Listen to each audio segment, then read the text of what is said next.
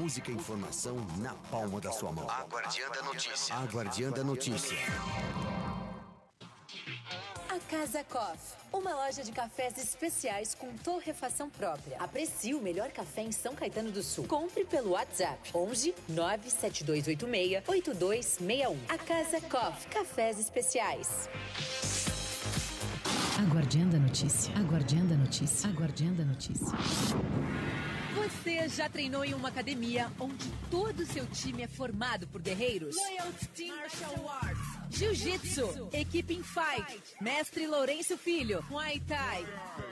E para aqueles que desejam perder as gordurinhas, definir o shape, treinamento funcional. Avenida Rio Branco, 522, Mauá. Loyalty Team Martial Arts. A sua mente e o seu corpo conectados na mesma vibração. A Guardiã da Notícia. Música e informação na palma da sua mão. A Guardiã da Notícia. Rei do Mármore. Excelência em qualidade para pias, mesas, bancadas e até escadas. O melhor em pedras para o design da sua arquitetura. Cartela de cores arrojada e moderna, de acordo com lançamentos de mercado. Conheça já os nossos produtos e solicite um consultor para o seu orçamento. 011 95437 9514. Rei do Mármore. Elegância com a essência das pedras. Música e informação na palma da sua mão. Você sabia que o Ciretran não é mais o responsável pelo emplacamento dos veículos? Então, você já sabe onde emplacar o seu carro? Império Placas e Emplacamento Automotivo. Faça já um orçamento. 011 4309 4642. Império Placas, Emplacamento Automotivo. A Guardiã da Notícia. Música. Informação. A Guardiã da Notícia. Na palma da sua mão. E Veloz. Ultra velocidade em até 300 megas para o seu celular, tablet, diversos dispositivos. E Veloz. Nunca foi tão fácil acessar a internet banda larga. Essa é a super velocidade fibra ótica da Iveloz. E nossos combos possuem ainda acesso às redes sociais e ligação ilimitada. Veloz. Corra com a nossa velocidade e assine já. 011 4610 0000. E Veloz. A sua conexão. A Guardiã. Música. A Guardiã. Informação. A Guardiã Da Notícia. na palma da sua mão. Coliseu da Guardiã. Confira a ordem das entrevistas com os candidatos às prefeituras da região do Grande ABC. De 30 de setembro a 10 de novembro, você confere os candidatos às prefeituras no Coliseu da Guardiã. A Casa Coffee, uma loja de cafés especiais com torrefação própria. Aprecie o melhor café em São Caetano do Sul. Compre pelo WhatsApp 11 97286 8261. A Casa Coffee, cafés especiais. Você sabia que o Ciretran não é mais o responsável pelo emplacamento dos veículos? Então, você já sabe onde emplacar o seu carro? Império Placas e Emplacamento Automotivo. Faça já um orçamento. 011 4309 4642. Império Placas, Emplacamento Automotivo.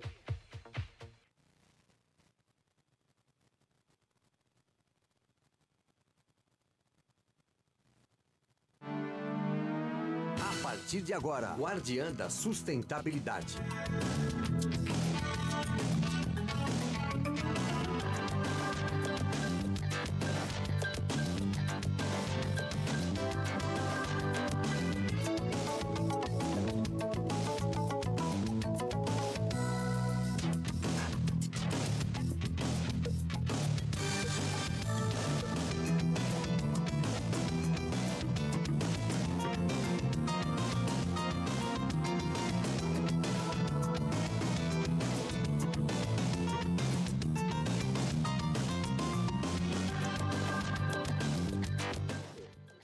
Boa tarde a todos os ouvintes da Rádio Guardiã da Sustentabilidade, né?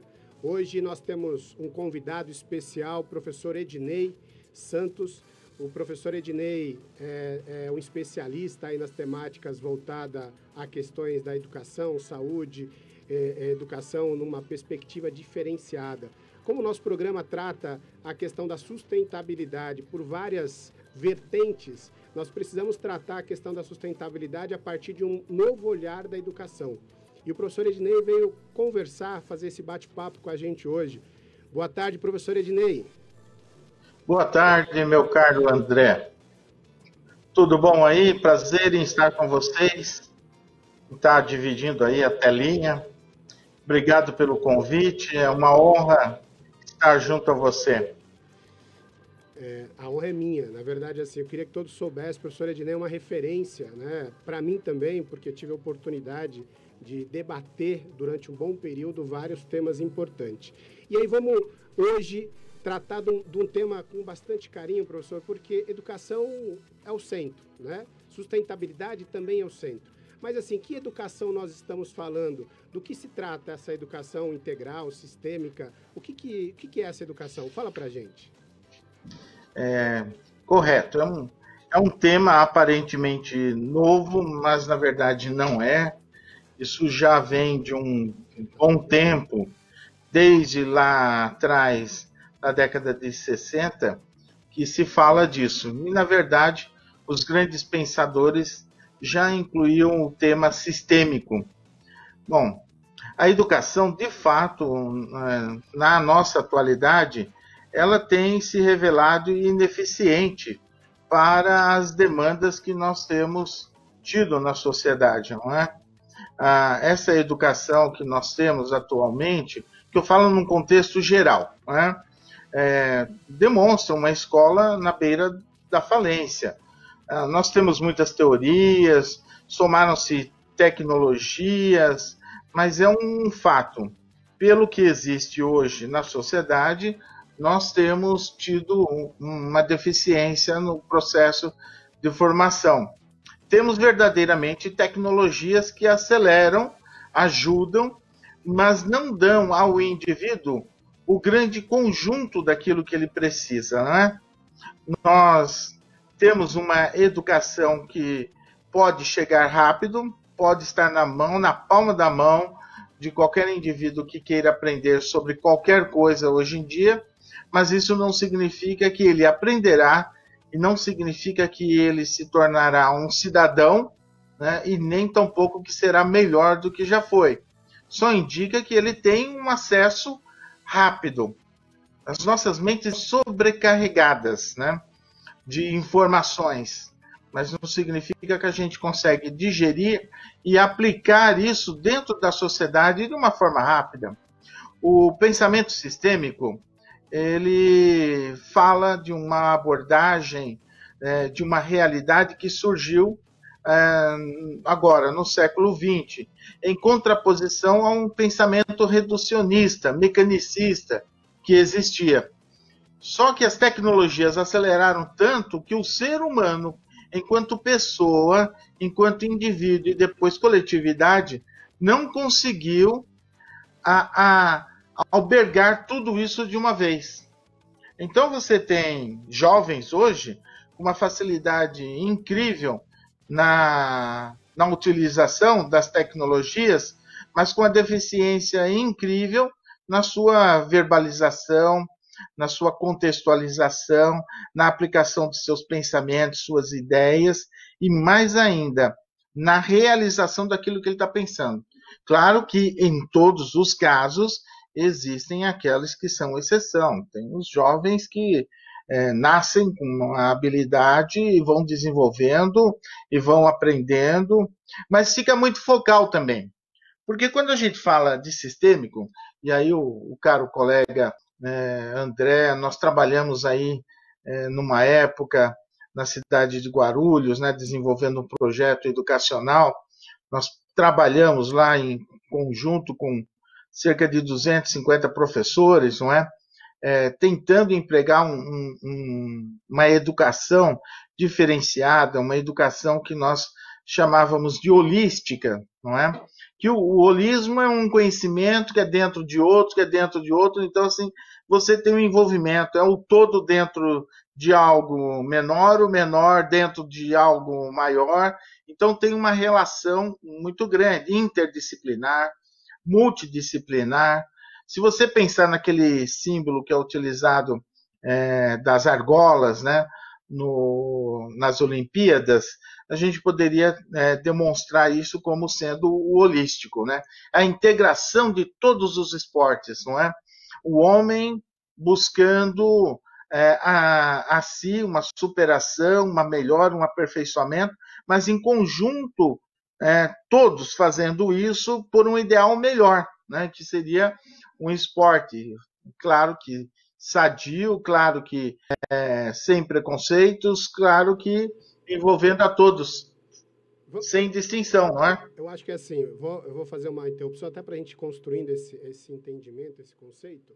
Inicialmente, você falou, então, que informação, né, no mundo que nós estamos vendo da tecnologia, ela é diferente de educação.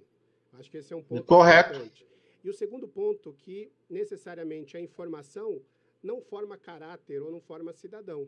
Porque aí tem um caminho da informação até a formação, literalmente, né? A informação até a formação. Como que a gente pode olhar isso, professor? Quando a gente fala de várias vertentes, né?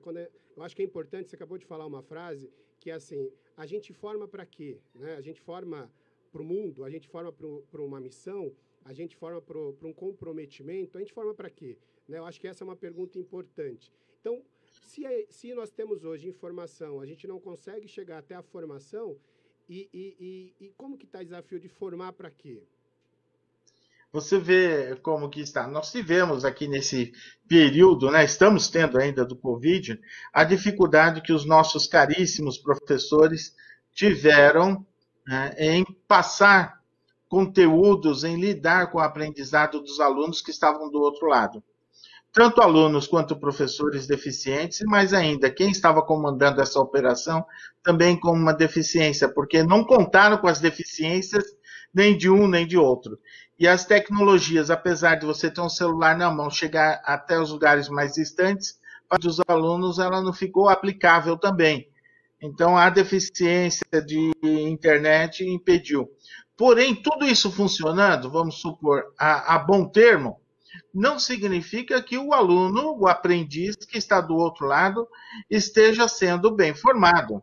Ele está tendo uma parcela do processo de formação. E as questões que envolvem a sua personalidade, o seu caráter, a sua enquanto dentro do processo da atividade, isso não consegue mexer o suficientemente com ele para torná-lo isso ou aquilo, não é? O que resulta eu utilizei a tecnologia e abstraí de lá alguma coisa, eu tirei alguma coisa um pouco mais objetiva, mas suficientemente não me muda, não me altera. Porque o processo ele é contínuo e é por um longo período. Então, você não tem como garantir isso, né? Agora, é diferente de você fazer um curso e ali na tecnologia você aprende em 2 horas alguma coisa que vai complementar alguma coisa que você já tem há muito tempo, não é? Então, o processo educacional, na verdade, ele começa em casa. Os pais têm tido uma dificuldade tremenda com seus filhos. A educação vem sendo falha desde o berço. E o pai entrega à escola a responsabilidade de um processo de formação que a escola até tem alguma condição para ajudar nisso, mas não tem a total responsabilidade. E quando o pai pensa que a criança está lá, o aluno, seja lá qual for a idade dele, está no vídeo, está com o celular, teoricamente, né, aprendendo, porque você está vendo que ele está se movimentando, isso não significa que houve um aprendizado no nível, na necessidade que se precisa realmente para dar a formação dele. Então, quando você fala que existem vários níveis, várias camadas em que a educação é capaz de penetrar, a gente está olhando para esse momento e vendo que é uma falha. Quer dizer, já existiam sistemas e eles já vinham caminhando na falha. Eu acho que agora nós estamos vivendo um grande drama, né? Vários níveis da sociedade, vários segmentos da sociedade se apresentam deficientes, sem a condição que deveriam de apresentar para poder causar uma modificação, uma transformação nessa demanda toda que teve. Foi um susto. Nós trombamos com alguma coisa. Eu acho esse tema, professor, é bastante interessante, porque assim, a gente acabou de falar da questão do papel da tecnologia, da informação, da formação do ser humano para quê, né? E exatamente entrou num tema importante que a gente tratou aqui em alguns momentos, nos outros programas, que é a questão da pandemia, né? A pandemia é a maior crise sanitária que o mundo está vivendo. Para a gente que tem essa concepção da sustentabilidade, nós associamos essa grande pandemia sanitária a uma grande crise ambiental, a uma grande crise moral, a uma grande crise ética e a uma grande crise de humanidade. Exatamente por esse tema que a gente está tratando hoje, que é a educação. Como que o senhor vê a questão da saúde, da sustentabilidade, a falha que a gente tem, essa trombada que a gente teve com essa questão sanitária, em relação à formação da nossa população brasileira, né? Porque a gente está falando de uma nação, né? Outros países conseguiram resolver isso, tratar isso de uma forma diferente. Mas, do ponto de vista do nosso Brasil, da nossa formação de educação, o que o senhor relaciona a isso? Perfeito, meu caro. Você tem toda a razão, né? A saúde nossa, igualmente aos outros sistemas, muito afetada. O processo nosso de formação nas universidades, ele ainda é muito deficiente, é muito falho. Quando a gente pensa em saúde, nós pensamos em profissionais dentro das instituições de ensino, nós temos que pensar que as tecnologias que a gente tem em laboratórios são insuficientes, porque elas não têm o humano. Então, todos os profissionais da saúde precisam do humano. Então, eles vão para campo de estágio. No campo de estágio, há uma dificuldade. Eu que estive à frente por alguns anos, né, muitos anos, né, no ensino prático, dentro do laboratório, que é dentro da instituição, e fora, que é no campo de estágio, nos hospitais, em clínicas, você vê a dificuldade dos alunos. O que eles trazem lá de casa, desde o seu processo inicial na formação até chegar na instituição, vem com uma grande falha. E aí o professor não tem tempo suficiente para ajudar a corrigir todas essas falhas. E o aluno, muitas vezes, não consegue apreender o que é essa deficiência dele. Ele entende que também não está bom, mas ele espera que o tempo, até o final do curso, algo melhore nesse sentido. E temos aqueles que acreditam que já é mais do que o suficiente e causam barreiras para esse aprendizado. Só que muitas das vezes, enquanto eu estive, o celular estava na mão deles. Quando a gente fala de sistêmico, nós estamos falando de um processo de educação englobando muitos sistemas. O ensino dentro das instituições deve ocorrer em vários segmentos, na política, no comportamento humano, na lógica, na filosofia, matemática, teologia, física, comunicação, linguagem, ecossistemas, liderança e educação ambiental. Então, costumeiramente, se prende muito a uma questão mais ou menos com a ambiental. E o resto se esquece. O próprio aprendiz, aluno, ele foca naquilo que ele acha que é essencial. Mas ele precisa de um professor com uma visão ampla, abrangente, que possa tocar em todos esses temas para poder ajudá-lo. E a instituição de ensino tem que estar aberta para isso e oferecer ao tanto professor quanto aluno, porque esse professor também vem desse processo deficiente. Então, tem que tanto oferecer ao professor quanto ao aluno as condições para que ele possa fazer esse intercâmbio nessas várias áreas, nesses vários sistemas.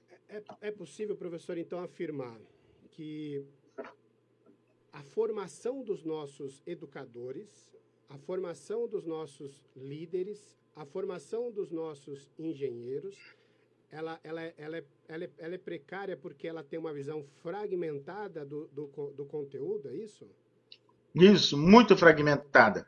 Apesar do discurso contínuo dentro das instituições, nos cursos, dizer que você está trazendo, integrando, oferecendo algo dentro desse conjunto.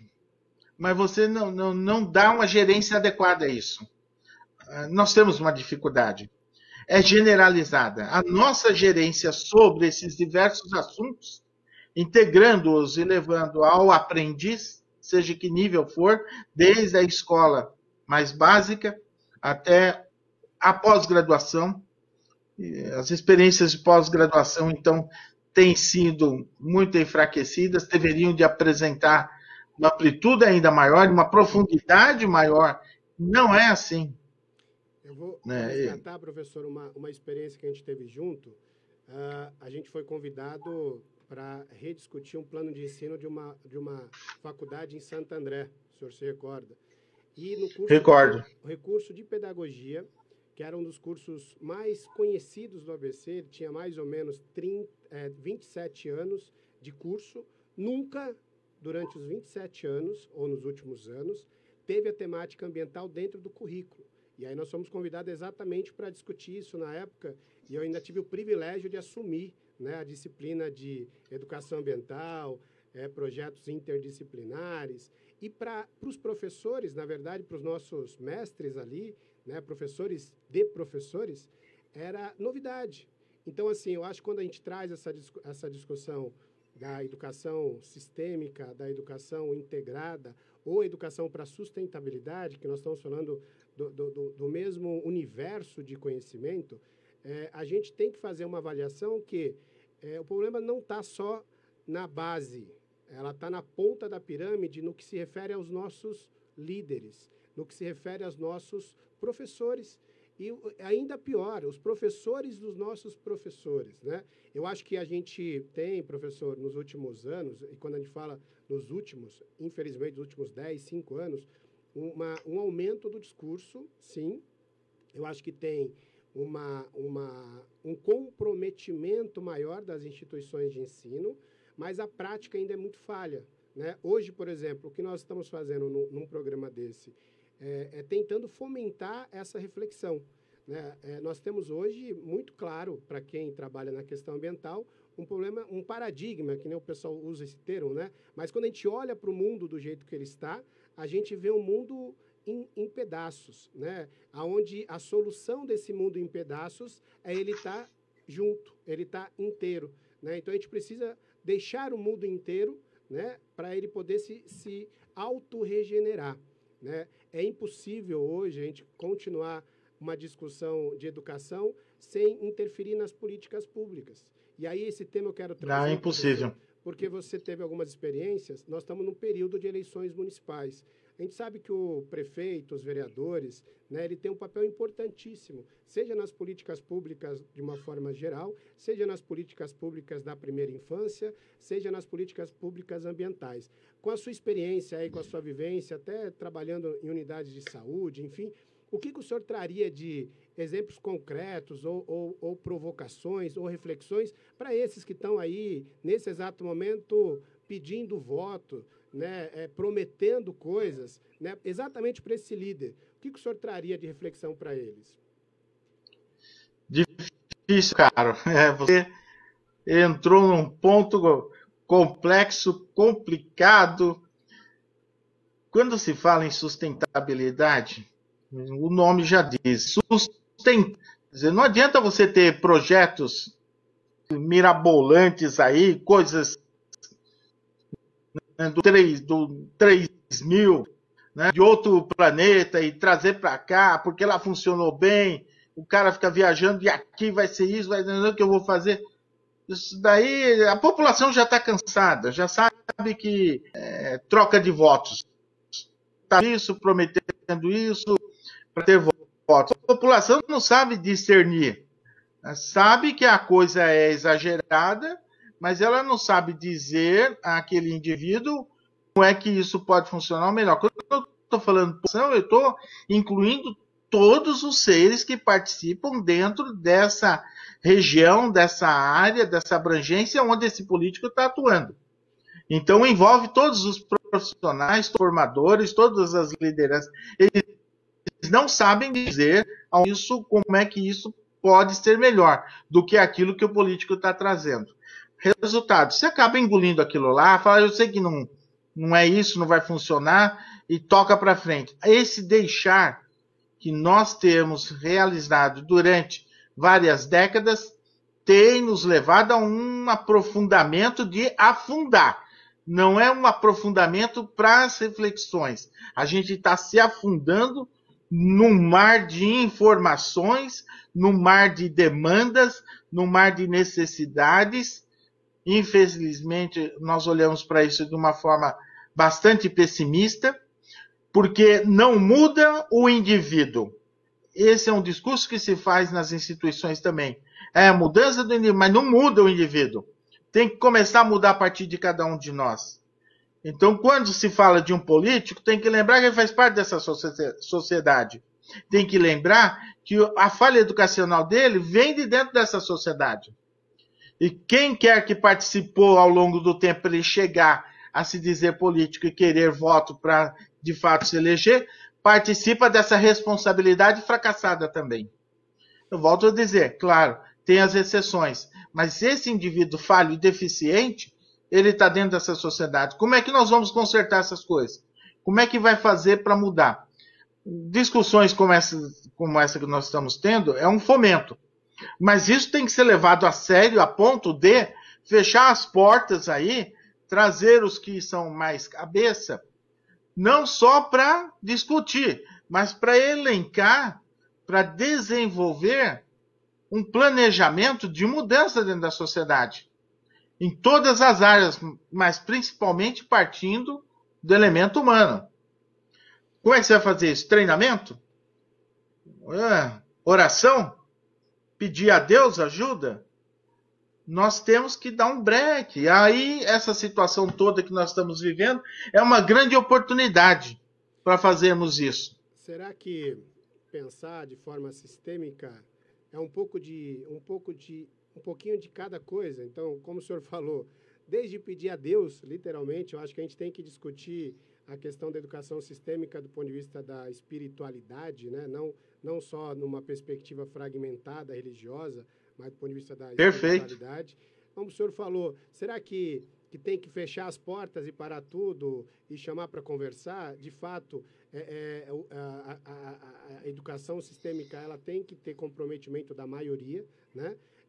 Será que a gente vai ter que olhar para trás também, assim, calma aí, vamos fazer uma meia-culpa, porque dá para exigir das pessoas o que ela não tem, professor? Porque às vezes a gente exige do cara, mas ele nunca teve capacidade ou condições de participar de um processo desse, né?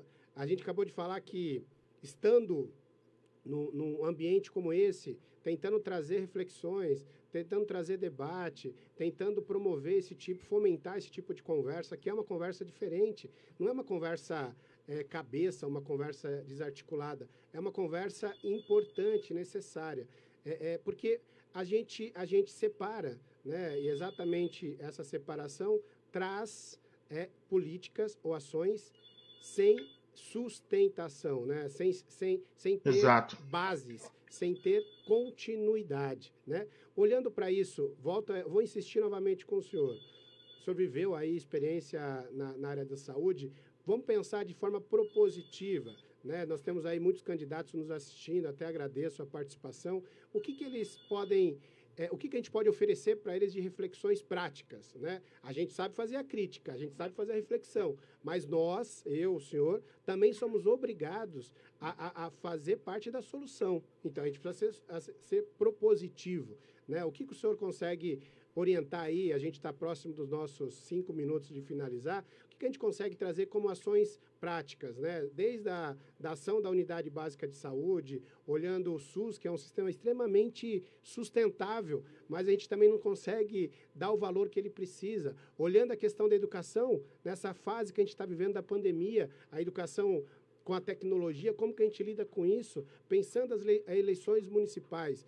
Dentro desse universo, o que o senhor consegue trazer para a gente aí de ações propositivas?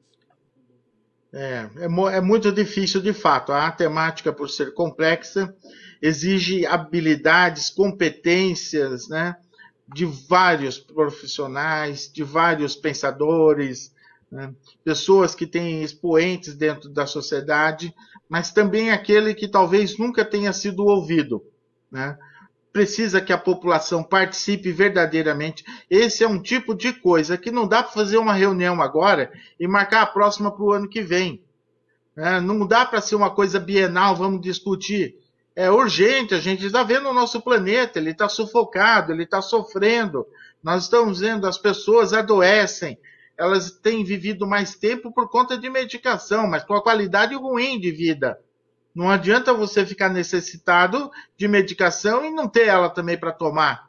E não resolve também você ter uma UPA em cada bairro se está faltando material. Não adianta você ter uma unidade básica de saúde se o profissional que tem mais contato com a população, ele é negligenciado pelas estruturas.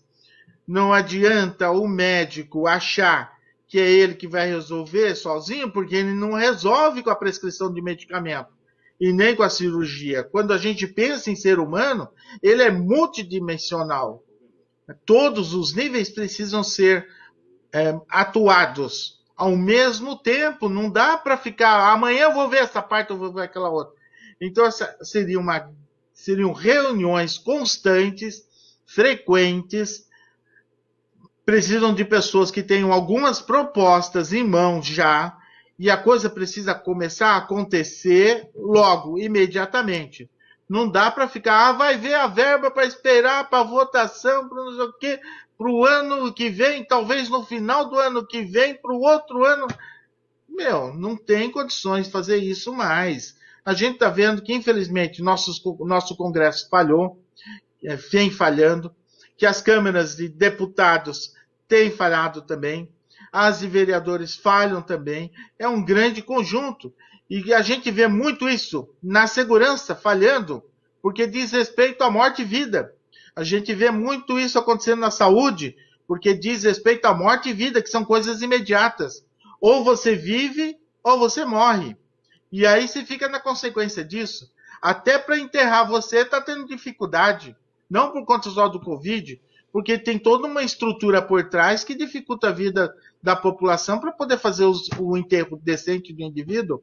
Não tem onde ficar. Ninguém nunca pensou que um dia pudesse ter pandemia. Ninguém nunca pensou que um dia pudesse ter pandemia. É claro que sim, quando você está na universidade, você estuda tudo isso, sabe da possibilidade. Por que a gente não prevê e não se precaver? Por que já não existem hospitais pré-montados ou áreas prontas para ele? Você vai lá às pressas correndo para montar estrutura de hospital de campanha. E aí descobre que não tem material suficiente porque não tinha demanda. Que história é essa que não tinha demanda? Então quer dizer que os hospitais não recebiam materiais suficientes? Professor, o tema é bastante importante, morte e vida, essa reflexão sobre a infraestrutura, né? Isso está na pauta da Guardiã da Sustentabilidade. Nós temos exatamente 1 minuto. Eu gostaria muito de solicitar as considerações finais do professor, até porque a nossa jornalista Gabi Tricânico vai entrar daqui a pouco. Professor, primeiro agradeço a todos os ouvintes. Quero já deixar aqui meu convite para a gente estender essas reflexões, né? E dizer que, só para finalizar, educação ambiental, educação para sustentabilidade é uma nova forma de ver o mundo, que é uma forma de ver educação sistêmica e educação integral. Professor, suas considerações e muito obrigado. Agradeço a oportunidade, é tudo muito rápido, a gente fala rápido também, se empolga, né? Mas é um grande momento, né? Começando, mas continuando, porque também não adianta só a gente começar. A gente está aí com essa oportunidade que os nossos ouvintes, os nossos espectadores façam uma votação mais consciente. Procure por esse candidato, saber dele, conhecer, para errar menos. Tem muitos falsos por aí. Mas procure. É a chance que a gente tem. Obrigado, professor. Tenha uma boa semana. Semana que vem nós temos mais a Guardiã da Sustentabilidade. Boa tarde a todos.